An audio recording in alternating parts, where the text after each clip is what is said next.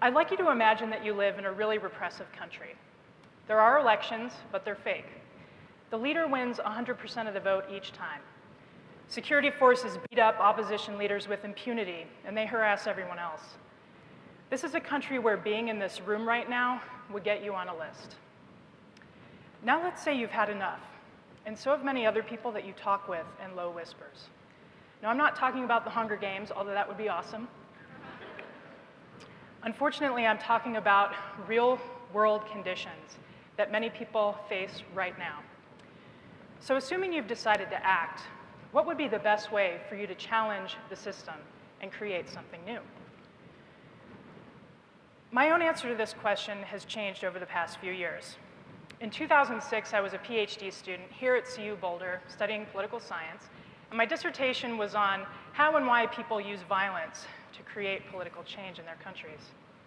As for the scenario I just described, well, back then I bought into the idea that power flows from the barrel of a gun, and what I would have said was that although it was tragic, it was logical in such situations for people to use violence to seek their change. But then I was invited to an academic workshop put on by the International Center on Nonviolent Conflict. They were giving a week-long primer on nonviolent resistance to try to get people like me to teach about it in our classes. Now, my view of all of this at the time was that it was well-intentioned but dangerously naive.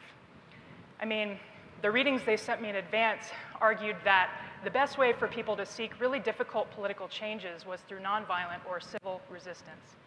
They described civil resistance as an active form of conflict where unarmed civilians would use tactics like protests, boycotts, demonstrations, and lots of other forms of mass non-cooperation to seek change. They brought up cases like Serbia, where a nonviolent revolution toppled Slobodan Milosevic, the butcher of the Balkans, in October of 2000, and the Philippines, where the People Power movement ousted Ferdinand Marcos in 1986. At the workshop, I said stuff like, well, those were probably exceptions. For every successful case you guys bring up, I can think of a failed case like Tiananmen Square. I can also think of plenty of cases where violence worked pretty well, like the Russian, French, and Algerian revolutions. Maybe nonviolent resistance works if you're seeking environmental reforms, gender rights, labor rights, but it can't work generally if you're trying to overthrow a dictator or become a new country. And it definitely can't work if the authoritarian leader you're facing is not incompetent, is somebody who's really brutal and ruthless. So by the end of the week, as you can imagine, I wasn't very popular. But my soon-to-be co-author, Maria Stephan, came up to me and said something like, if you're right, why don't you prove it? Are you curious enough to study this in a serious way empirically? Now, believe it or not, nobody had really done that before systematically. And although I was still skeptical, I was curious. I figured that if they were right and I was wrong, somebody better find out. So for the next 2 years, I collected data on all major nonviolent and violent campaigns for the overthrow of a government or territorial liberation since 1900. The data cover the entire world and consist of every known case where there were at least 1,000 observed participants. This is hundreds of cases. Then I analyzed the data, and the results blew me away. From 1900 to 2006, nonviolent campaigns worldwide were twice as likely to succeed outright as violent insurgencies. And there's more.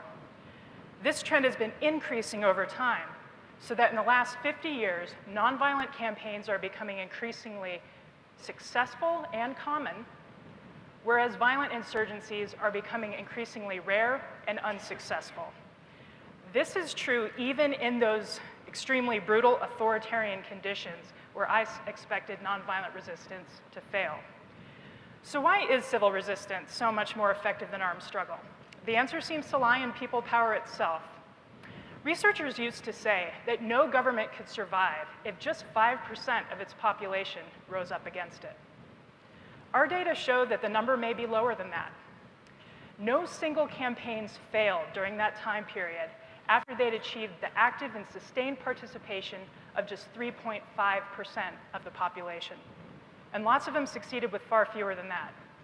Now, 3.5% is nothing to sneeze at. In the US today, that's like 11 million people. But get this, every single campaign that surpassed that 3.5% was a nonviolent one. In fact, the nonviolent campaigns were on average 4 times larger than the average violent campaigns.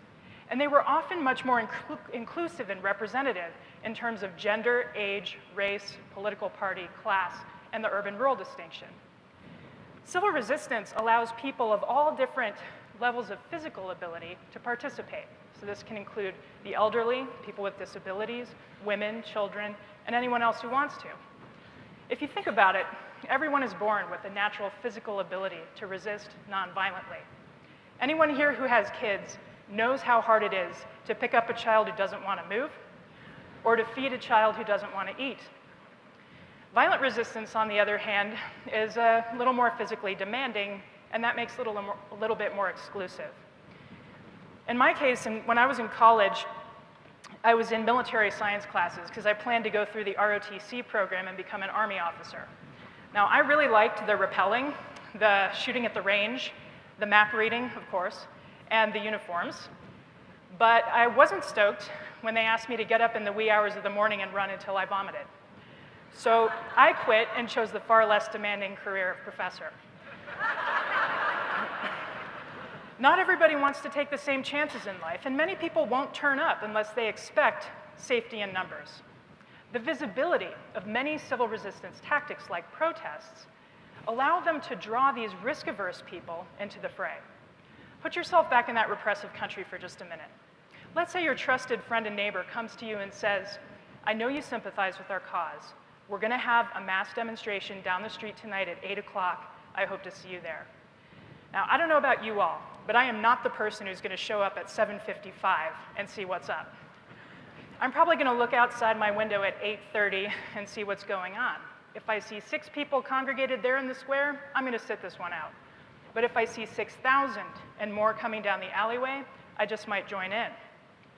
My point here is that the visibility of civil resistance actions allows them to attract more active and diverse participation from these ambivalent people. And once they become involved, it's almost guaranteed that the movement will then have links to security forces, civilian bureaucrats, economic and business elites, educational elites, state media, religious authorities, and the like, and those people start to reevaluate their own allegiances. No regime loyalists in any country live entirely isolated from the population itself. They have friends, they have family members, they have existing relationships that they have to live with in the long term, whether or not the leader stays or goes. In Serbia, when it became obvious that hundreds of thousands of Serbs were descending on Belgrade to demand that Milosevic leave office, police officers started to disobey the order to shoot on demonstrators. When one of them was asked why he did so, he said simply, I knew my kids would be in the crowd.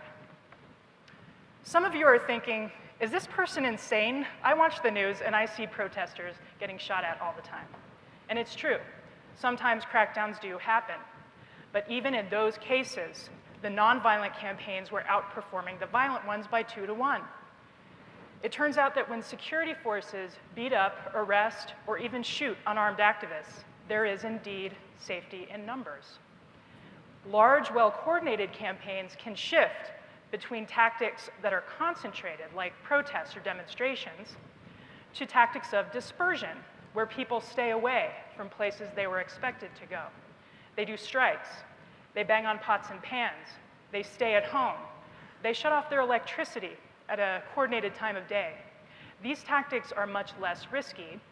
They're very hard, or at least very costly to suppress, but the movement stays just as disruptive. What happens in these countries once the dust settles? Well, it turns out that the way you resist matters in the long run, too. Most strikingly, countries in which people wage nonviolent struggle were way more likely to emerge with democratic institutions than countries in which they wage violent struggle. And those countries with nonviolent campaigns were 15% less likely to relapse into civil war. The data are clear. When people rely on civil resistance, their size grows. And when large numbers of people remove their cooperation from an oppressive system, the odds are ever in their favor. So, I and many others like me had ignored the millions of people worldwide who were skillfully using civil resistance in favor of studying just things that blow up. I was left with a few questions about the way I used to think. Why was it so easy and comfortable for me to think that violence works? And why did I find it acceptable to assume that violence happens almost automatically because of circumstances or by necessity, that it's the only way out of some situations? In a society that celebrates battlefield heroes on national holidays, I guess it was natural to grow up believing that violence and courage are one and the same, and that true victories cannot come without bloodshed on both sides. But the evidence I've presented here today suggests that for people serious about seeking change, there are realistic alternatives. Imagine what our world would look like now if we allowed ourselves to develop some faith in them. What if our history courses emphasized the decade of mass civil disobedience that came before the Declaration of Independence, rather than the war that came after? What if our social studies textbooks emphasized Gandhi and King in the first chapter, rather than that as an afterthought? And what if every child left elementary school knowing more about the suffragist movement than they did about the Battle of Bunker Hill? What if it became common knowledge that when protest becomes too dangerous, there are many nonviolent techniques of dispersion that might keep movements safe and active? Okay, so here we are, 2013 in Boulder, Colorado. Maybe some of you are thinking, that's great that civil resistance works, and what can I do? Encourage your children to learn more about the nonviolent legacies of the past 200 years and explore the potential of people power. Tell your elected representatives to stop perpetuating the misguided view that violence pays by supporting the first groups in a civil uprising who take up arms. Although civil resistance cannot be exported or imported, it's time for our officials to embrace a different way of thinking. That in both the short and longer term, civil resistance tends to leave behind societies in which people can live more freely and more peaceably together. Now that we know what we know about the power of nonviolent conflict, I see it as our shared responsibility to spread the word so that future generations don't fall for the myth that violence is their only way out. Thank you.